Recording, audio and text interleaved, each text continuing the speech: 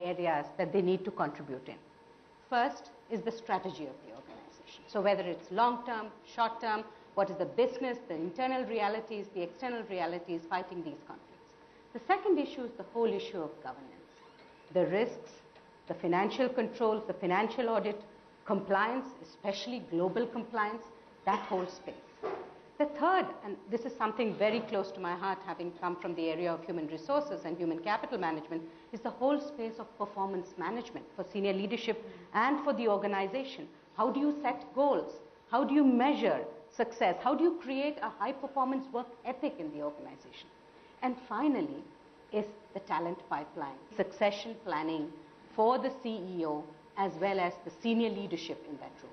Now, if you take all of these four areas, I think there are miles to go before we sleep kind of situation where independent directors and the board need to play.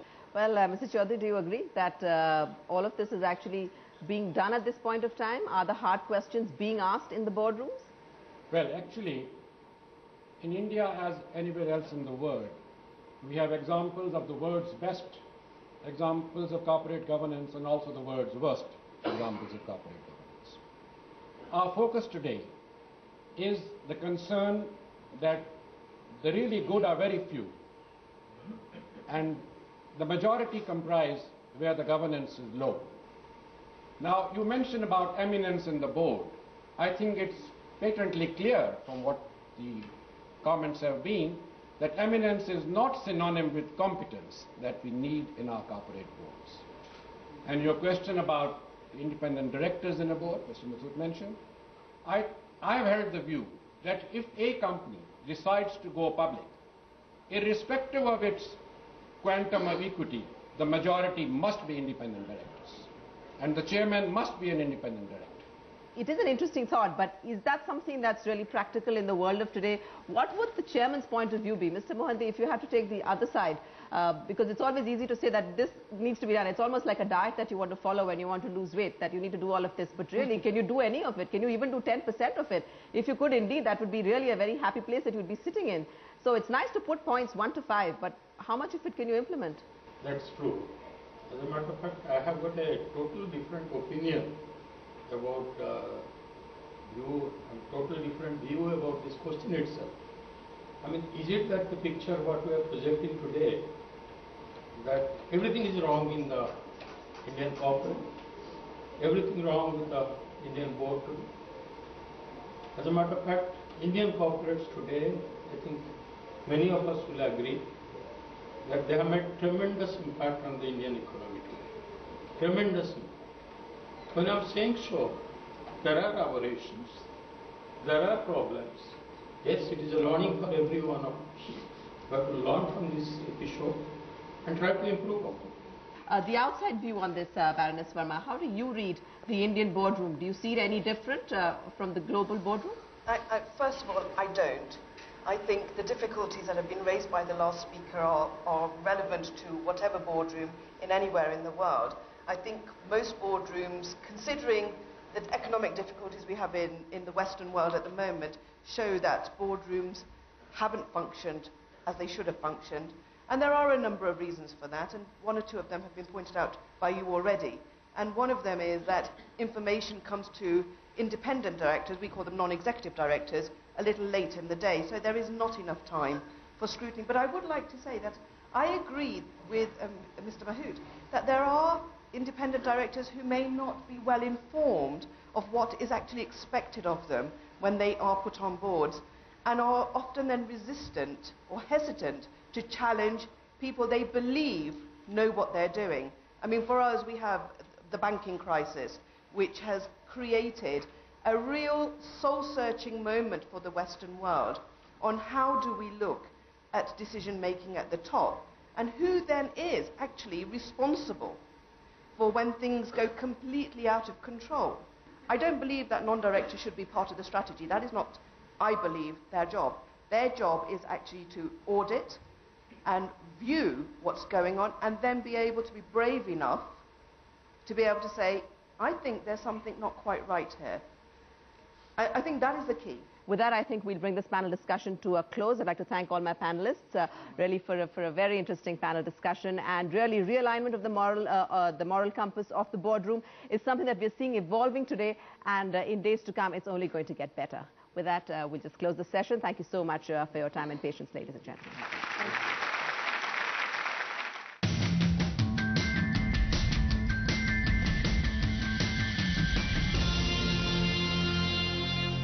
Berger Rangoli Easy Clean Paint with cross-linking polymer, जिसे दाग जाए पर रंग न जाए. No दाग, no धब्बा. Only beautiful walls. Hands up.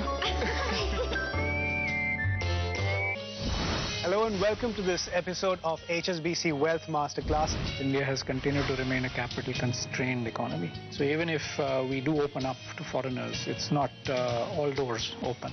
At the moment, the infrastructure stocks are not falling because of lack of investment in infrastructure. It's lack of new orders, which is seeing the share prices fall.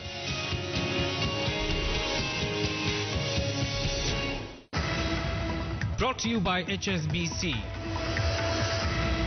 Hi, I'm Radha. My name's Gurja. I'm from India. We've travelled north to south and it's just been breathtaking. This experience has been phenomenal.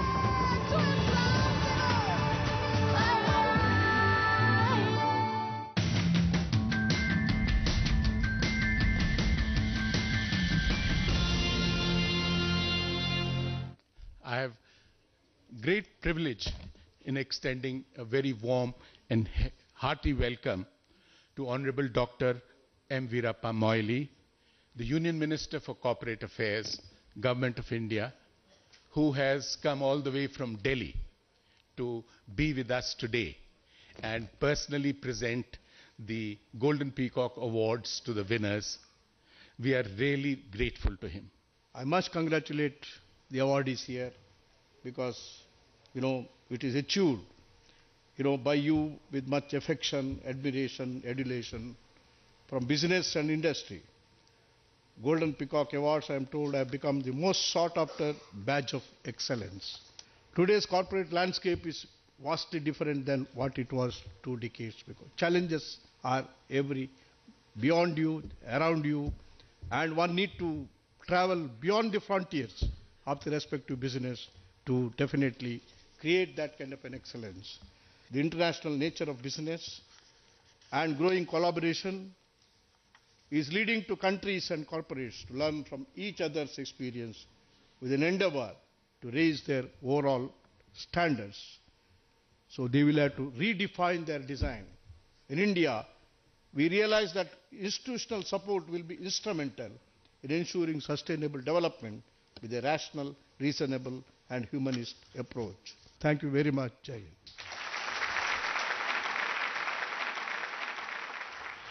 Now we will first have the 3 leadership awards that are being given this year.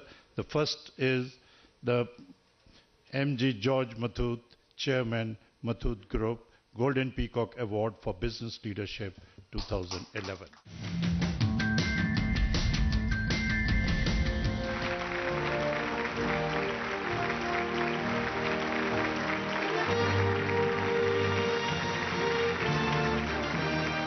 Next is the Golden Peacock Award for Women Business Leadership 2011. Vineta Bali, Managing Director and CEO, Britannia Industries Limited.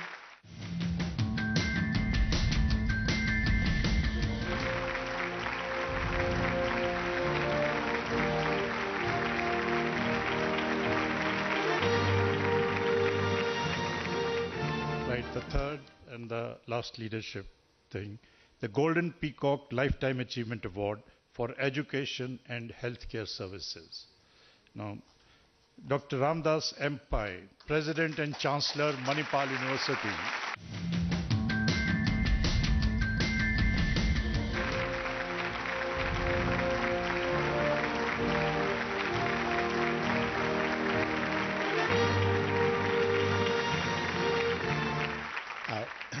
I have great pleasure now in announcing the Golden Peacock National Quality Awards 2011. The award for large enterprises goes to Tata Motors Limited, Lucknow.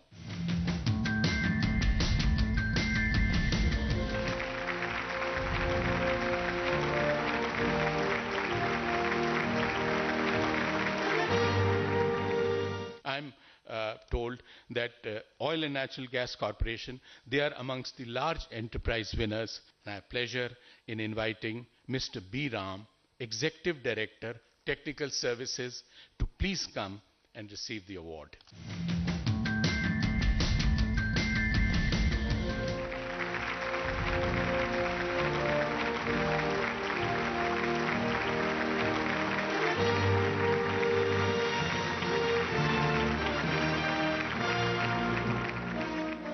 The next winner amongst the large enterprises is Bharti Airtel.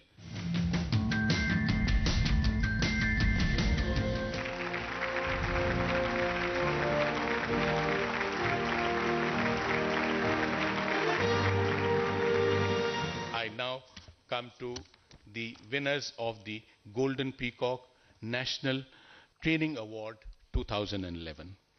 The first category is one of employers. Dell Global CSMB Sales Training and Development, Miss Deirdre Mooney, Miss Lynn Canstrat. They are both directors in the design and strategy, and Mr. B. Verghese.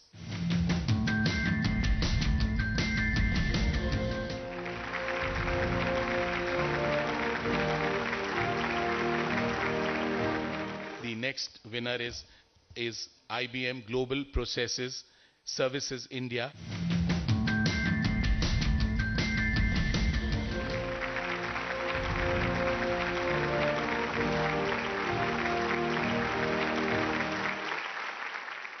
I would now request TCS BPO.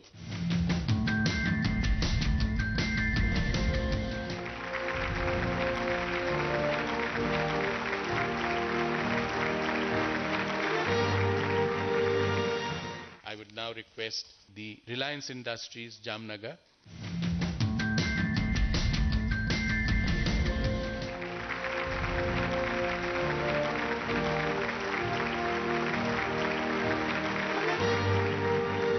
I would now request Larsen and Toubro.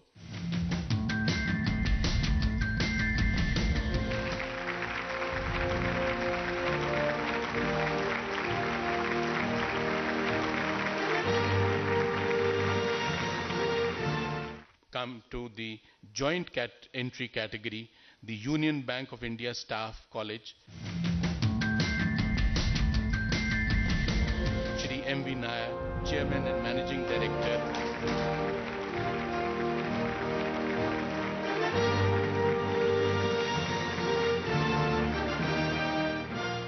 I have now pleasure in inviting Dr. Mrs. Sarah George Muthoot, Principal, St. George's School.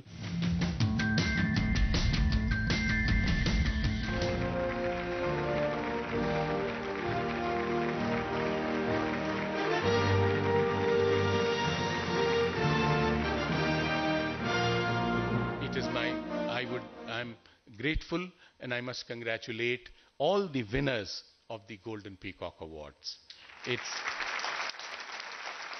I think they all deserve it, and each of them is a very eminently deserving winner.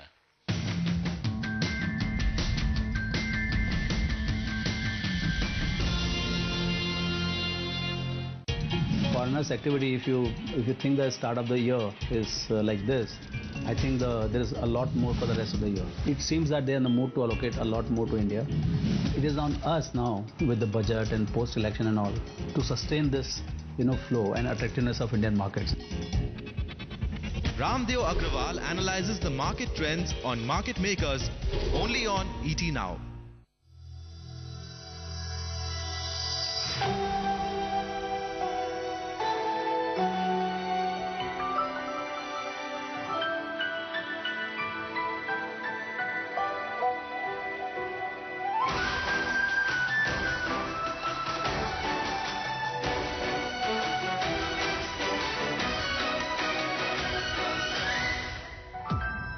Aditya Birla Group, taking India to the world.